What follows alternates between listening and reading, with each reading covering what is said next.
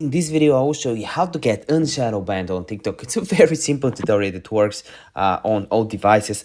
There are a few things you need to understand. First of all, getting Shadowbanned mostly means that you're only getting reach from when you go to your reach tab from followers. So when you click on any of your new videos, you can click on it, see who liked it. If it's only people you know, you're probably Shadowbanned. Plus your reach is going down. So I want to take a few screenshots and of that reach, and I'll show you where you place them. So the first thing you want to do is open up TikTok, go to profile, go to the three dashes in the top right corner and click on settings and privacy. From here you want to go all the way down, click on free spacing. You want to clear your cache and downloads.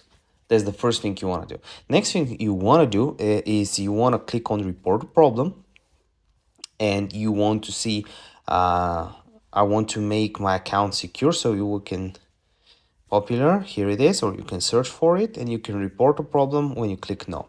You want to need more help, yes, and you want to upload the screenshot and explain that you've been shadow banned, your reach is low, and you want to apologize, ask which videos might be vulnerable, and so on. The next thing you want to do is, if you're doing follow and unfollow, stop or limit your actions to less than 100 per day, meaning max 100 follows and max 100 unfollows, and do not follow and unfollow on the same day. The next thing is you want to check your videos and you want to make sure you have 0 videos that are against the community guidelines. If you still have any questions and if you want to me to check your TikTok account and see if I think it's Shadowban, just let me know it in the comment section below and I can take a look when I have some free time.